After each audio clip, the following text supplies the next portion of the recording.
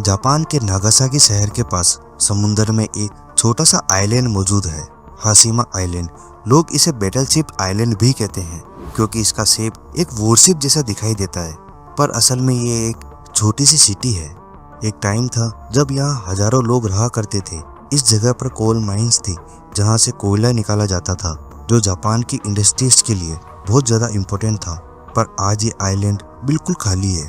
टूटी हुई बिल्डिंग्स और सुनसान सड़कों के अलावा यहाँ कुछ नहीं बचा। इनमें लोगों का सामान आज तक मौजूद है। ये कहानी है एक ऐसी जगह की जो कभी जापान की ग्रोथ का इम्पोर्टेंट पार्ट हुआ करती थी, लेकिन आज सिर्फ एक भूली हुई याद बन चुकी है।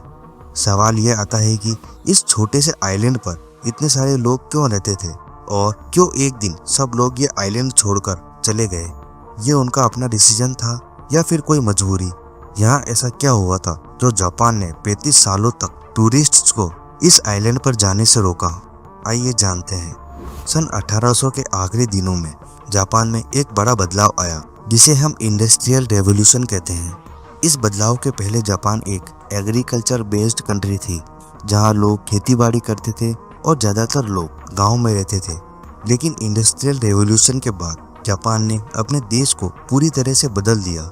रेल रोड्स बनाए गए जिससे लोग और माल आसानी से दूर तक जा सकते थे। फैक्ट्रीज खुली जहां मशीनों की मदद से सामान बनाया जाता था। शिपयार्ड्स डेवलप हुए जब बड़े बड़े शिप बनाए जाते थे। लेकिन इतनी सारी फैक्ट्रीज को चलाने के लिए एक चीज बहुत जरूरी थी, एनर्जी यानी कि बिजली और फ्यूल। तभी कोयले की डिमांड बहुत बढ़ गई क्योंकि कोल को जलाकर ही इलेक्ट्रिसिटी बनाई जाती और स्टीम इंजन चलाए जाते थे। इस जरूरत को पूरा करने के लिए जापान ने कोल माइंस खोलना शुरू किए, जिसमें से एक हाशिमा आइलैंड पर थी। हाशिमा आइलैंड समुद्र के बीच में एक छोटी सी जगह थी जहाँ समुद्र में कोयला मिला था।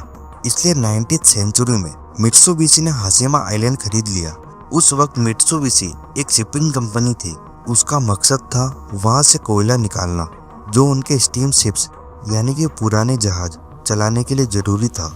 इसी कोल की वजह से जापान के जहाज़ों का नेटवर्क तेजी से बढ़ने लगा। जब माइनिंग का काम बढ़ने लगा तो आइलैंड पर जगह कम पड़ने लगी। इसलिए माइनिंग के बाद जो कचरा बचता था उसे यूज करके नई जमीन बनाई गई। मतलब समुद्र के पानी में मिट्टी और पत्थर डालकर इस आइलैंड को बड़ा किया गया और आइलैंड के चारों तरफ एक मजबूत कंक्रीट की दीवार बनाई गई। ये दीवार आइलैंड को समुद्र की ताकतवर लहरों और बड़े तूफानों से बचाने के लिए थी।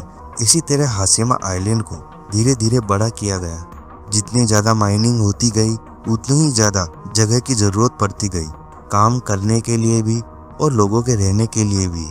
हाशिमा आइलैंड के छोटे साइज की वजह से यहाँ रहने की जगह काफी कम थी।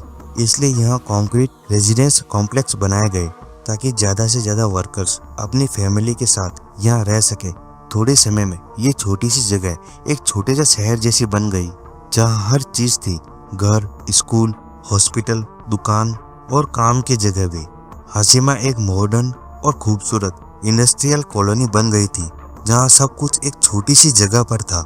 1930 के आसपास हाशिमा आइलैंड पर इतनी सारी कंक्रीट की बिल्डिंग्स बन चुकी थी कि दूर से देखने पर पूरा आइलैंड एक वॉरशिप की तरह दिखाई देता था। 1930 के दौरान ही जापान ने एशिया के कई हिस्सों पर कब्जा करने की कोशिश शुरू कर दी। सबसे बड़ा वॉर उसका चाइना के साथ हुआ। 1931 में जापान ने मंचूरिया नाम के एक चाइनीज एरिया पर कब्जा कर लिया और 1937 में जापान ने चाइना पर पूरी तरह से हमला कर दिया। यह वॉर सेकेंड सिनो जापानीज वॉर के नाम से जाना जाता है। ये सारे कॉन्फ्लिक्ट्स आगे जाकर वर्ल्ड वॉर 2 का हिस्सा बन गए। इसी दौरान कोल की डिमांड भी बढ़ी और 1941 में हाशिमा आइलैंड पर कोयले का प्रोडक्शन हर साल 4,10,000 टन तक पहुंच गया। मित्सुबिशी कंपनी जो हाशिमा पर माइनिंग करती थी, वही कंपनी वॉरशिप भी बनाती थी जिसके लिए कोयला फ्यूल के रूप में इस्तेमाल होता था। इसके अलावा मित्सुबिशी एयरक्राफ्ट और हथियार भी बनाती थी जिसके लिए भी कोल जरूरी था। आइलैंड धीरे धीरे बड़ा होता जा रहा था और जापान अपना राज एशिया की कई कंट्रीज में फैला रहा था। लेकिन ये सब कुछ इतना आसान नहीं था। इन सब का अंजाम दुनिया ने एक बड़े और खतरनाक युद्ध यानी वर्ल्ड वॉर 2 के रूप में देखा। 6 अगस्त 1945 हिरोशिमा पर पहला एटॉमिक बॉम्ब गिरा। उसके 3 दिन बाद नागासाकी पर दूसरा एटॉमिक बम गिरा जो हसीमा आइलैंड के बिल्कुल पास में था। इस हादसे के बाद हसीमा आइलैंड के मजदूरों को वहां भेजा गया ताकि वो वहां के मलबे को साफ कर सके। सिर्फ 4 दिन के बाद जापान ने वॉर में अपनी हार मान ली और सरेंडर कर दिया। सोचने वाली बात यह है कि जो कोयला हसीमा जैसी माइंस में निकल रहा था वही पहले जापान के लिए वॉर में काम आ रहा था और हारने के बाद वही कोयला जापान की ग्रोथ में मदद करने लगा। कुछ साल बाद जापान अमेरिका का दुश्मन नहीं रहा बल्कि एक जरूरी साथी बन गया। 1950 में जब कोरियन वॉर शुरू हुआ तब अमेरिका ने जापान को अपना मिलिट्री बेस बनाया और अपने लिए जापान से सस्ती चीजें भी बनवाने लगा। उस समय कोल इंडस्ट्री के साथ साथ जापान की पूरी इकोनॉमी भी तेजी से बढ़ने लगी। कोल की बढ़ती डिमांड के साथ साथ और भी ज्यादा मजदूरों की जरूरत पड़ने लगी। 1959 तक आइलैंड की टोटल पॉपुलेशन 5250 थी। इतने लोग एक छोटी सी जगह में रहते थे कि उस समय के हिसाब से हसीमा जापान के सबसे ज्यादा भीड़भाड़ वाला एरिया बन गया था। 1970s के दौरान हसीमा आइलैंड की माइंस में कोल कम पड़ने लगा। उसी समय लोग कोल की जगह पेट्रोल और डीजल का इस्तेमाल करने लगे क्योंकि पेट्रोल और डीजल आसानी से मिल जाता है और उनसे मशीनों को चलाना भी ज़्यादा आसान हो गया था। इसी वजह से कोल की डिमांड कम होने लगी और हसीमा जैसी माइंस की ज़रूरत भी कम पड़ने लगी। हसीमा आइलैंड पर माइनिंग पहले ही काफ़ी मुश्किल थी क्योंकि एक तो वो मेन लैंड से कटा हुआ था और दूसरा साउथ चाइना सी में सुनामी और समुद्री तूफान अक्सर आते रहते थे। इसलिए मित्सुबिशी कंपनी ने जनवरी 1974 में अनाउंस किया कि अब वो माइन बंद कर रही है। उन्होंने कहा सब लोग मजदूर और उनके परिवारों को सिर्फ 3 महीने में यह आइलैंड छोड़ना होगा। 1974 में एक आखिरी बोट हसीमा आइलैंड से बचे कुचे लोगों को लेकर चली गई। कई सालों तक किसी को भी वहां जाने की इजाजत नहीं थी। मित्सुबिशी अब भी इस जगह की मालिक थी, लेकिन जब माइंस बंद हो गए तो उनके पास बिल्डिंग्स को संभालने या रिपेयर करने का कोई रीजन नहीं बचा था। धीरे धीरे पुरानी बिल्डिंग्स टूटने लगी और पूरा आइलैंड एक सुनसान और भूतिया जगह यानी गोस्ट टाउन बन गया। लेकिन कुछ वक्त के बाद कई लोग इस खाली और टूट चुकी जगह में इंटरेस्ट लेने लगे। ऐसे लोग जो डार्क टूरिज्म का शौक रखते हैं, मतलब ऐसी जगह देखना जहाँ कुछ भयानक या दुखद हुआ हो, वो चुपचाप इस आइलैंड पर पहुँचने की कोशिश करते हैं, जहाँ वो पुरानी टूटी हुई बिल्डिंग्स के अंदर जाकर ये समझने की कोशिश करते हैं कि वहाँ कभी जिंदगी कैसे चलती थी। 2009 जापान की गवर्नमेंट ने इस आइलैंड को टूरिस्ट के लिए खोल दिया, लेकिन सिर्फ कुछ स्पेशल टूरिस्ट ग्रुप्स को ही वहाँ जाने की परमिशन दी गई। तब जापान ने सोचा कि इस जगह को और इम्पोर्टेंट बनाया जाए, इसलिए उन्होंने यूनेस्को में ये रिक्वेस्ट की कि हसीमा को एक वर्ल्ड हेरिटेज साइट का दर्जा दिया जाए। अगर हसीमा को ये स्टेटस मिल जाता तो इस आइलैंड को एक हिस्टोरिकल जगह के रूप में दुनिया भर में पहचान मिलती। सब कुछ सही चल रहा था। प्रपोजल यूनेस्को भेज दिया गया, लेकिन तभी साउथ कोरिया, नॉर्थ कोरिया और चाइना ने इसका विरोध किया। अब सवाल ये आता है कि आखिर एक छोटे से पुराने माइनिंग आइलैंड के लिए इन देशों का इतना विरोध क्यों था? इस विरोध का असली कारण छुपा था हसीमा के उस सच में जो लोगों से छुपाया गया था, क्योंकि असल में हसीमा सिर्फ एक कोल माइन नहीं थी बल्कि एक जेल भी थी जहां लोगों को जबरदस्ती काम करने पर मजबूर किया जाता था।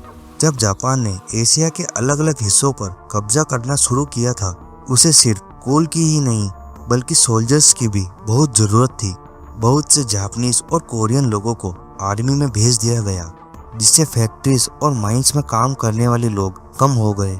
इसी कमी को पूरा करने के लिए जापान ने कोरिया के छोटे लड़कों और आदमियों को जबरदस्ती उठवाकर काम पर लगाया। जब जापान ने चाइना पर कब्जा किया तो वहाँ के जिन लोगों को वॉर के दौरान पकड़ा गया था, उनसे भी जबरदस्ती माइंस और फैक्ट्रीज में काम करवाया गया।